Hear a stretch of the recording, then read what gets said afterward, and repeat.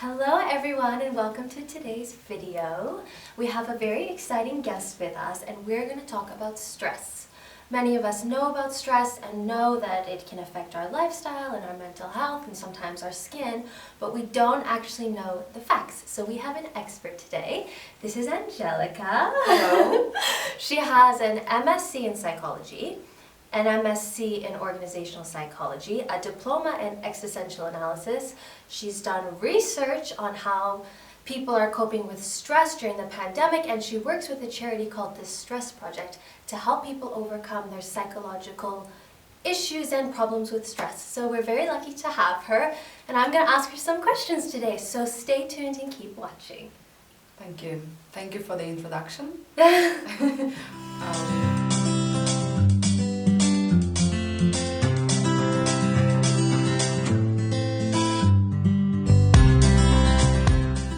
Okay, so first question, what is stress?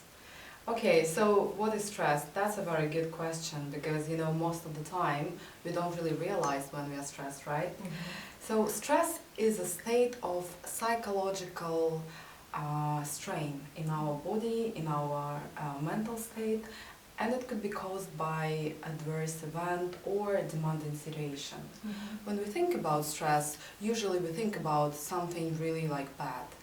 Financial losses, divorce, problems at school, problems at work. But in reality, situations which we normally think as happy situations and happy events like marriage, meeting someone you really like can also cause us stress. So that's why it's important to understand that stress can be caused either by good event or by negative event. Another one, how we can define stress, it could be internal and external. When I talk about internal stress, I mean a thought. I can think about something which I find very anxious, maybe thinking about your presentation, giving an interview. It could be very stressful. And it could be external stress when I'm actually in the situation right now and I experience stress. Also, stress can be acute. When you hear something very loud and then you have immediate reaction of your body, which is acute stress, and it helps us to survive, which is also a good type of stress because it's very quick, it goes away.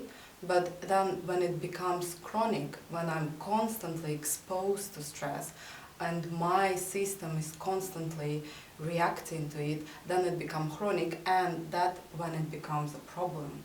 That one becomes a problem for me, for my psychological state, and for my skin as well. I had no idea that if you really like someone that it could actually be stressful. That's so interesting. Yes, I think because stress is very subjective and every stressor is experienced subjectively, so in a different way for everyone. And when you like someone, of course you can become very excited and a bit anxious. What if the person likes me? How do I look like? Do I say the right thing? It could become quite stressful, yes.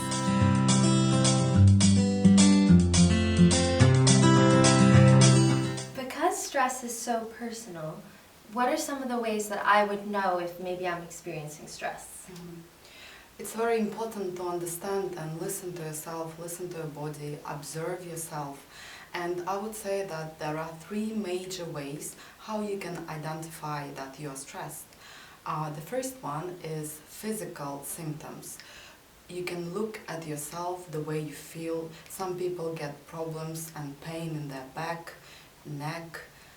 People can experience sleepless nights, having problems with digestion, having just some problems with their feelings, emotions, not feeling much.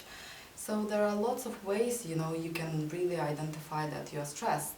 So first one is physical symptoms, what I noticed, different types of dysregulation, problems with digestion, not sleeping well, and having pain in your body. Second one is emotional symptoms. When you see and you become really annoyed by something and you're constantly unhappy, you experience anxiety, you're feeling depressed, irritated. So it's all symptoms of stress as well. And lastly, it's about your behavior. So when people are stressed, they start acting in a certain way. For example, they can see that they cannot really focus on one thing, and they become they cannot concentrate on their work, and the productivity goes down, satisfaction from work goes down, and they look after themselves in a different way. They forget about things, they forget about drinking enough water, they forget about eating well, and all of this can of course affect our skin as well, because it connected with the quality of our skin, how we look after ourselves, how much we drink water, what we eat every day. Do we take care of ourselves in the evening? Do we remember to put cream and serums? I think it's all very well connected.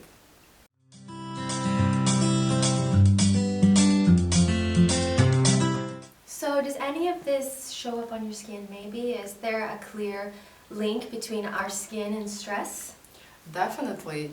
Our skin is the biggest organ, is our organ of expression, I would say, because it's a first, when you meet someone, what they see, they see our skin, right? Our face, everything. And of course, when we are stressed, it could be really obvious on our skin.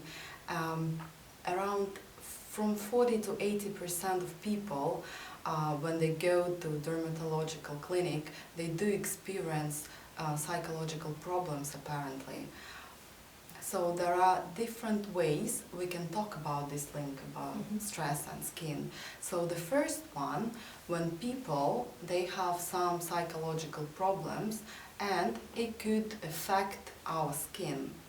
Either they do something, it could be behavior that cause some problem to our skin, or it could be just natural, expression of the problem on the skin. Second, it's when we have a skin problem and it affects our psychological state. And the third one is when we have a social stress which affects the quality of our skin. But more recent research says that there are more links where we can connect skin and stress. Apparently, there is another type when people, they have a delusional disease. They think they have a problem with the skin, like parasitosis, for example, but in reality there is nothing there. And there is another one, for example, when people are getting very stressed, then they can develop acne, dermatitis, which in reality it's not the real disease, but it's the way how emotion releases itself. That's why it's very important to understand that when treating this, we need to approach both our skin and psychological side.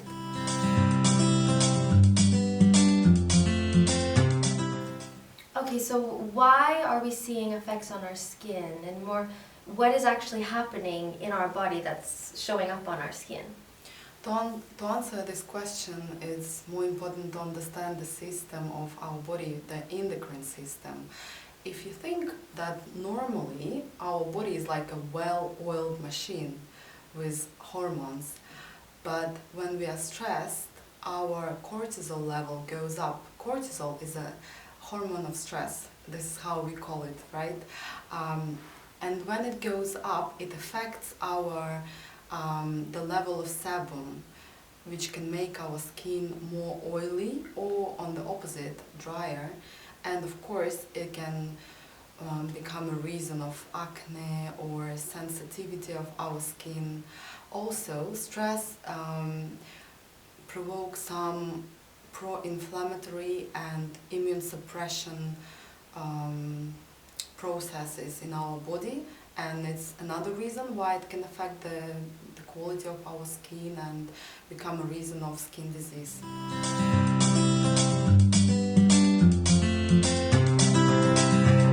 So how can we cope with stress and turn it into something positive? Oh, good question. You know, as we started talking about stress as a subjective experience, it's important to understand that for everyone there will be a different way to deal with the stress, and it's your task and your aim to find your own way to deal with your stress. Also, there are some good ways to deal with your stress on a daily basis. I think it's very important to start with the basic things what we can do, our daily routine.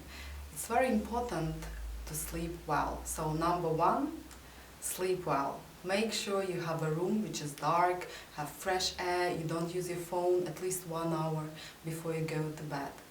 Second one is good nutrition and enough water, good hydration.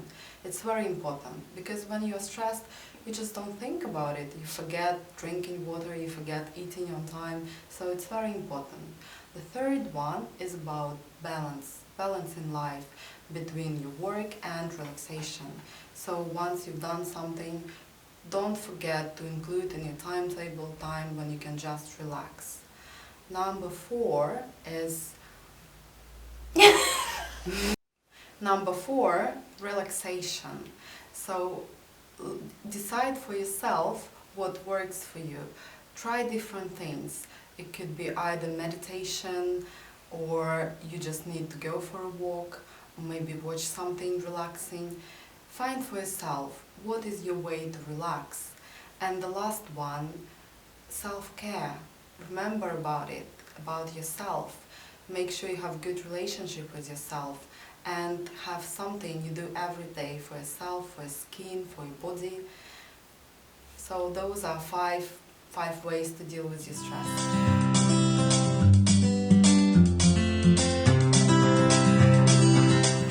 So much for those tips, because I think it's so important to treat your stress internally, but then you can also treat it with your skincare and a self-care routine every night that helps with the external symptoms. So for example, people can get acne when they're stressed, and so if you have acne, maybe a salicylic acid serum will be super helpful. There's a PCA serum, which is wonderful. Or if you have excess inflammation in your skin, which can cause extra redness, you could go for an advanced serum like Osmosis Rescue Epidermal Repair Serum. It stimulates wound healing, so it's really good if you have a stressed skin. But also supplements can be really, really helpful. So for example, Advanced Nutrition Program, they have a new supplement. It's called Skin Clear Biome, and it's actually a probiotic supplement that helps heal your gut and helps replenish bacteria in your gut that are linked with reducing inflammation in your skin. So that's fantastic. I mean, of course, if you're stressed and maybe you're not sleeping very well, you get under eye bags. So if you have an eye cream with caffeine, that's fantastic. Indeed Labs has a great eye cream. It's called Eye-Silix 2, and it has caffeine, so it helps remove bags and brighten your under eye area. You're also more susceptible to aging, so many things. You can have wrinkles come on your skin with the dryness. I know you mentioned about that excess sebum or the loss of sebum production in your skin. That can cause wrinkles, so you need a good vitamin A cosmeceutical serum and SPF, and you know, the combination of all these things can be really helpful.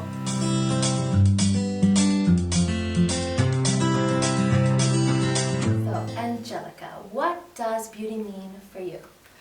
Beauty means being yourself, being authentic self, and finding balance between physical attractiveness and inner beauty.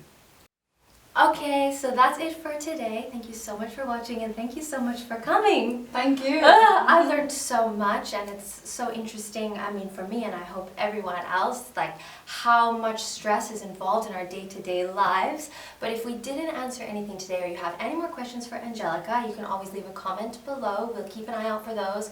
Or you can connect with us on Instagram and always send a DM, and we'll look out for those. So thank you so much. Thank you. Thank you.